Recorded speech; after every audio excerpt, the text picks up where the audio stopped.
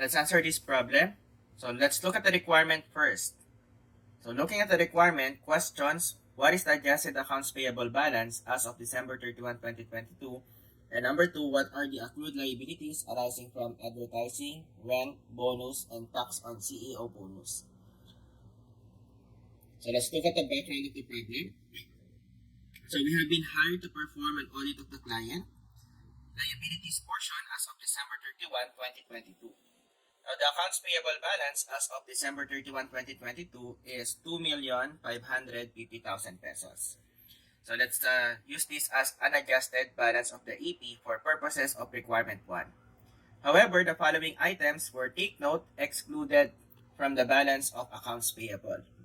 So first, goods with a cost of 150,000 were received on January 2, 2023 and were shipped on December 27, 2022 with the terms FOB shipping point. Now, to identify whether the inventories in transit would be included or excluded as part of purchases for the cutoff period, like for example in this case, December 31, 2022. So let's check first the date received. So the date received is January 2, 2023.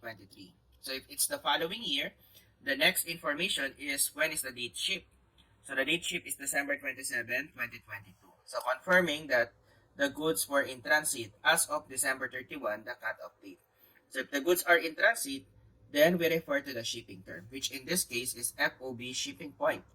So under FOB shipping point, the title of the goods will be transferred to the buyer on the point of shipment. So which in this case, our client is the buyer. So since this is related to purchases and accounts payable.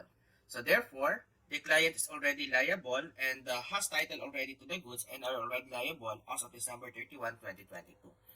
So 150,000 should be included in the accounts payable. So in this case, the accounts payable is understated. So 150,000 is an example of what we call an unrecorded liability. So add 150,000 pesos because according to the problem, all of these items are excluded from the balance of AP as of December 31. So next item, second bullet point, goods with a cost of 230,000 were received, take note, December 31, 2022. So as we can see, the goods were already received as of December 31, 2022. So therefore, the shipping term is no longer relevant. So here, the shipping term is FOB destination point. But regardless, since the goods were already received as of the cutoff date, December 31, the client already has title over the goods and would be liable already to pay for the purchases, now, which is 230,000 pesos. So therefore, include also 230,000 pesos. This is another case of unrecorded liability. Next, third bullet point, goods received on receiving report 2123 worth 75,000 pesos were shipped on January 2, 2023. So received by the company on January 9, 2023 and the goods were shipped FOB shipping point. Now it was received January of the following year, already after the cutoff period. So let's look at the date of shipment next, so which is also January of the following year. So since the shipment was done after the cutoff period, regardless of the shipping term, it will not be included anymore on the purchases and liability as of December 31. So we will no longer refer to the shipping term, which is FOB shipping point in this case, because again, it's no longer relevant. So since it's not yet shipped by the cutoff date, excluded. So exclude 75,000 pesos. Last bullet point, goods received on receiving report number 2120 worth 125,000 were received on January 2, 2023 and were shipped on December 27, 2022, terms FOB destination point. So date received after cutoff period. So therefore next, we look at the date shipped, which is December 27 within the cutoff period. So that means that this is in transit. So since this time it is in transit as of December 31, the shipping term is relevant, which in this case is FOB destination point. In FOB destination point, the title over the goods will be transferred to the buyer on the receipt of the goods and the point of destination. So therefore, while the goods are in transit, the buyer does not have yet title over the good and is not yet liable for the purchases. So in this case, the company is not yet liable for 125,000, exclude 125,000 pesos. So So only the first two items would be included. So let us compute the adjusted accounts payable. So let's start with the unadjusted balance, 2,550,000. Add the first bullet point, this one, 150,000 plus 150,000. And the second item, add 230,000. So add 230,000. So adjusted balance of AP, in this case, we have 2,930,000. So answer requirement number 1, 2,930,000. So let's put it in under the requirement. So 2,930,000.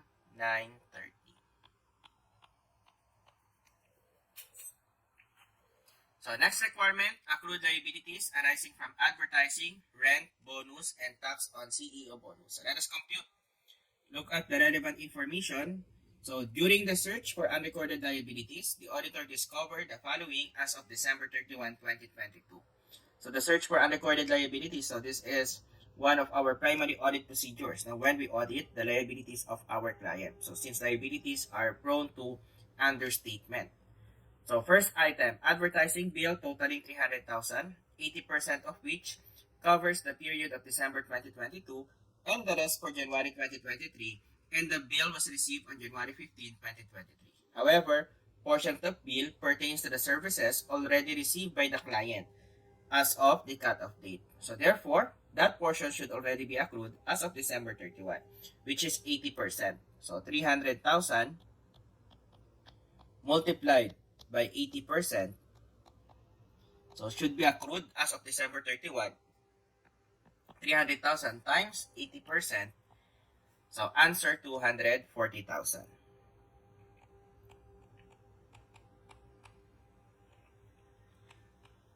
So requirement 2A for advertising, 240,000 pesos. Next, bullet point, a lease agreement calling for a monthly payment of 120,000 plus 5% of monthly sales in excess of 1 million. So that is additional rent. The last payment made was 185,000 covering the month of November 2022. So the sales for December 2022 were 2.6 million. So meaning to say the rent for December is still unpaid. So since that is within the cutoff period, that also should be accrued. So let us compute. So the monthly rent is 120,000 plus there is an additional rent equal to 5% of monthly sales. The sales for December was 2.6 million. So by the way, in excess of 1 million pesos. So we have to deduct 1 million from the monthly sale before we get the 5%. So in that case, that would be 2.6 million minus 1 million and then multiply by 5%. So let's compute first the additional rent. So to compute the additional rent, so 2,600,000 minus 1 million. 1.6 million multiplied by 5%. So times 0.05, that's 80,000 plus the monthly rent of 120,000. So total rent to be accrued, 200,000. So answer requirement 2B. So we have 200,000. Next, for the bonus, now the CEO of the company has a bonus arrangement under which he receives 10% of profit. Take note, after taxes and after bonuses. So for the current year, assume that the corrected profit before deducting the bonus or income tax is 12.5 million. So we ignore the effect of the adjustments in the other items. So let's assume that 12.5 million is already the corrected profit. So the bonus is also deductible for tax purposes, and the tax rate is 25%. So to answer this, let's develop a formula first. So to compute the bonus, so bonus is equal to 10% of profit minus bonus and minus tax. So therefore, if the bonus is before bonus or before tax, you'll just remove the underlying variable, okay, or the underlying item, no? For example, it's before tax but after bonus, then that will only be profit minus bonus. So if it's before bonus and before tax, then that is only 10% times the profit. So since in the problem it is after taxes and after bonuses, then we deduct bonus and tax from the profit before computing for the bonus itself. And then tax is equal to 25% of the profit minus the bonus. Since according to the problem, the bonus is deductible for tax purposes. So let's substitute to compute the complete details about tax. So that is 25% multiplied by 12.5 million minus bonus. So to simplify, so that is 25% times 12.5 million. So 12.5 million times 25%. So that's 3,125,000. So 3.125 M minus 0.25 bonus. Then we substitute this equation to the tax variable here in our first equation. So by doing that, we'll have bonus is equal to 10%. So let's make it 0.10. So multiplied by profit. So let's substitute the profit to 12.5 million minus bonus minus, and then the tax. Let's use this equation.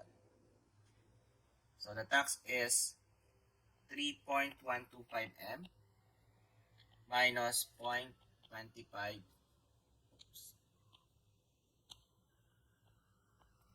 bonus. So let us distribute this negative sign. So to the 3.125 M and to the negative 0.25 B. So in that case, that would be 0.10, 12.5 million minus B. So negative 1 times positive 3.125 M. That would be negative 3.125 M. So negative 3.125 M. The negative 1 times negative 0.25 B. So negative times negative equals positive.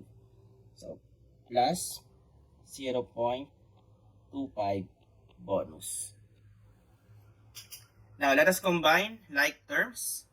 So we can combine 12.5 million and negative 3.125 million.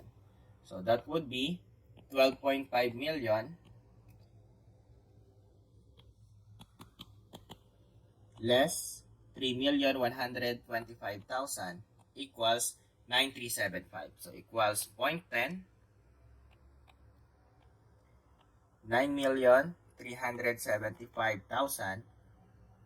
And then the two bonus, negative 1 and positive 0.25. So 1 less 0.25 is 0.75. So the higher amount is negative 1. So negative 0.75. Bonus. Okay, then let's distribute the 10%. So 10% times 9,375,000 is 937,500. Then 0.10 times 0.75 equals 0.075. So minus 0.075 bonus.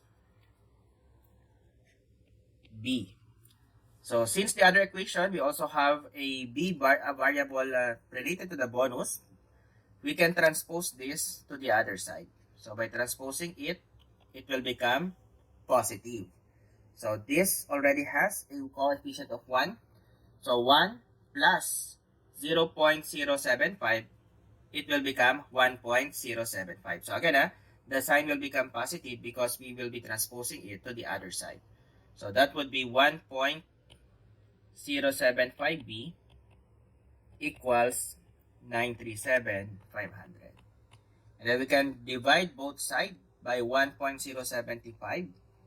So then we compute the bonus. So bonus is equal to 937,500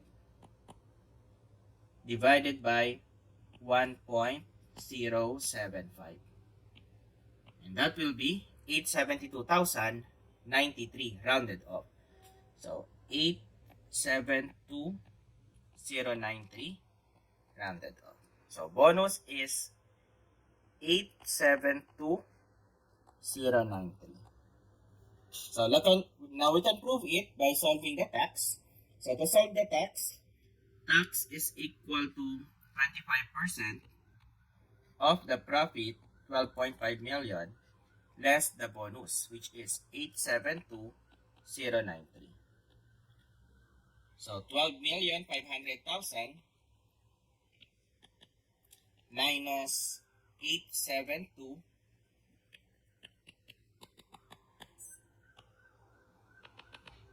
so 12,500,000 minus 872,093 multiplied by 25% times 25%. So the tax is 2,906,977 rounded off. Okay? So tax is 2,906,977.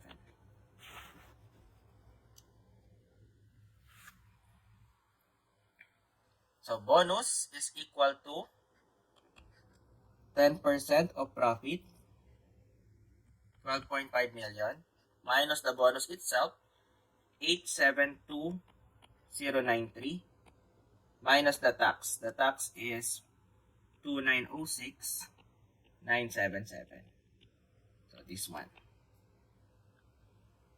So let us compute.